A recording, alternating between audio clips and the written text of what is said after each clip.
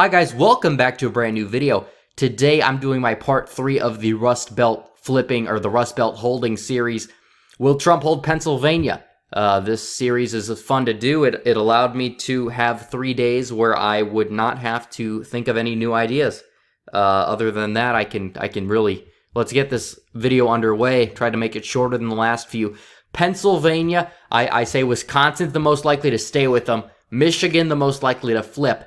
Canny old Pennsylvania is probably the most important one because there's 20 electoral votes in Pennsylvania. He has a much better chance of holding it than Michigan, in my opinion, so I really think we can go through it. Take a look at the 2012 map first. Barack Obama really did well against Mitt Romney, as you can see here, but take into consideration that Mitt Romney actually did a lot better in counties Hillary Clinton won, like Chester County. He edged that out. Center County, which is a college town, which is strange there as well. But again, look at this county, Erie County, and this eastern part of the state, like Lackawanna, Joe Biden, or not that, Luzerne, I think that's Joe Biden's birthplace. Obama won it by 5. That went to Trump by a lot, and we can look at this here. Here you have the map changing up here. These counties got closer. Around the suburban Philadelphia, though, Chester County and Delaware County, I believe Delaware County here, yes, you can see the margins actually might have gotten a little closer from there, mainly due to Hillary's unpopularity. But Chester County went for Romney, it went for Hillary by a decent margin. It's possible Trump does better than 42 or 43 in this county. It depends if the establishment conservatives can come home. You look at Center County, he'll probably lose that as well, and he'll probably lose Chester, but can he do better? Again, you look at Dauphin County, that went blue, or in 20, or that, wait, no, that's the wrong map. Dauphin County did go blue in 2012 and 2016. So from a county map perspective, Trump's going to need to hold places like Erie, the county he flipped. Now, 2018, we could look at this. We could get rid of the 2012 map here.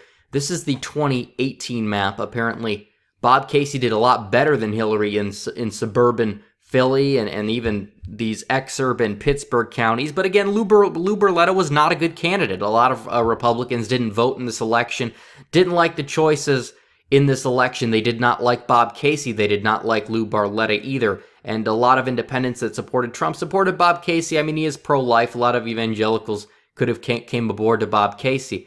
Now, he won Erie County by 18. That's a county Trump won by 2. That's a 20-point swing. That's not good. Republicans in 2018 did not get their act together in Pennsylvania.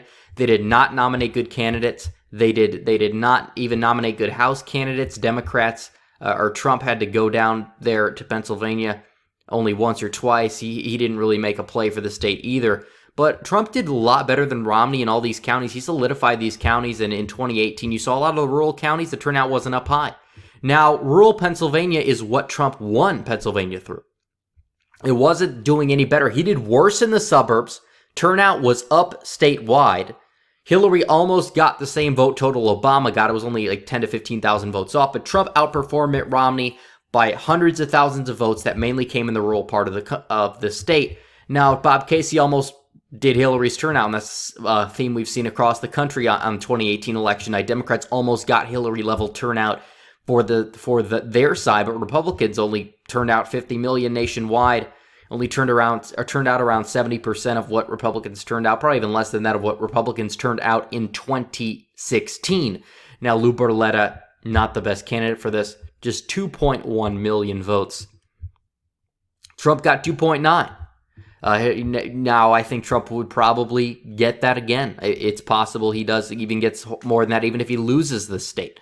But looking at the exit polls in 2016, we could look at this again, race-based. Apparently, 81% of the electorate was white. White voters favored Trump by 16, almost 20 points. It's possible that could increase.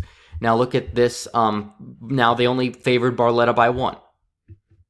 And minority turnout was slightly higher. But again, it could be a sampling error.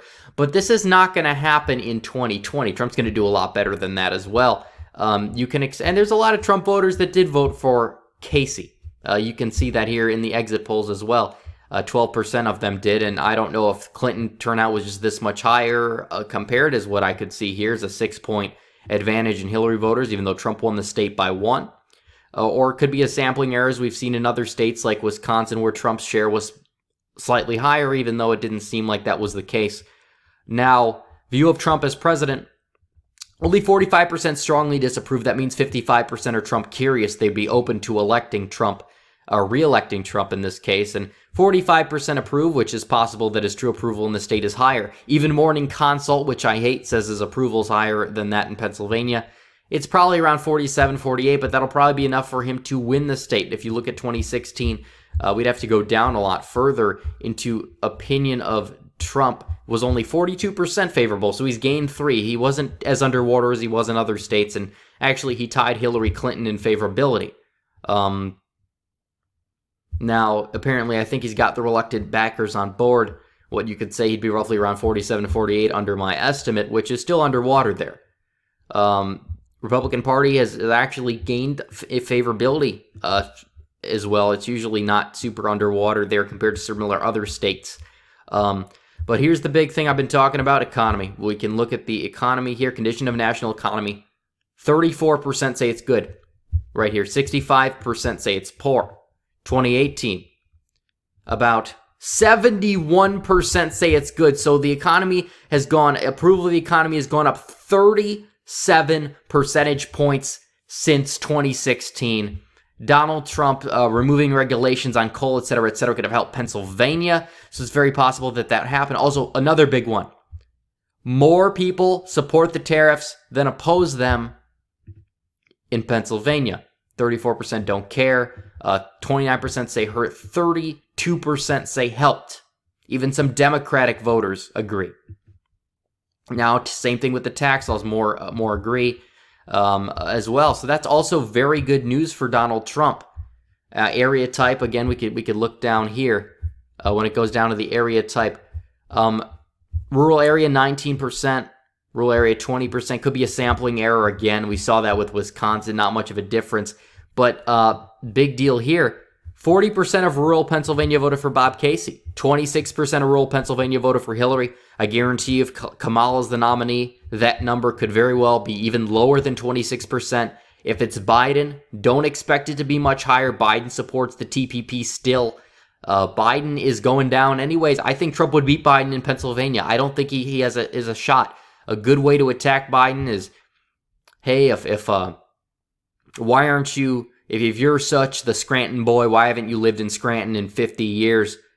Trump could really hit Biden over a lot of things. Biden is a very easy candidate to beat. And Democrats are doing it. They're beating him already. And also another thing is vote for president in two-way race. You roughly see it tied. It says that the third-party voters were probably split 50-50. It's possible back then. It's possible Trump would do even better with them now. So possible that Trump's approval rating in Pennsylvania is roughly around 48% like it is in Wisconsin. That way he'd win, and this could be evidence further. The 2019 Republican special election that was in a Republican district, Republicans got 70%, almost 68% of the vote there. In 2018, they only got 66%, and people already knew the Democratic incumbent. He had higher name recognition, and Trump went down, did a rally for him, it boosted it up. He actually outperformed Trump. So it's possible rural Pennsylvania is still, the enthusiasm level matters here. I know Republicans did lose big in the 2018 special election in the 18th district, but the Democrat there was a lot more moderate as well, so you have to take that into consideration too. So, yep, Fred Keller won that, and apparently Trump can win Pennsylvania. I've talked about this before. It's possible. Is it 100% likely he keeps it? No. Is it 65% likely he keeps it? At the moment, yes. Again, my predictions will change. At possible election day, Trump wins all the states. He'll lose all the states. I think both are not without the realm of possibility. But we're just going to have to wait and see. But all right, guys, thanks for watching. Please like this video and subscribe to get me to 6,000. And hit the bell for notifications so you never miss another video. Follow me on social media and donate to my Patreon, links in description. And before you go, be sure to click on the screen for one of my other recent videos you may have missed. And thanks again for watching, guys. Red Eagle, out.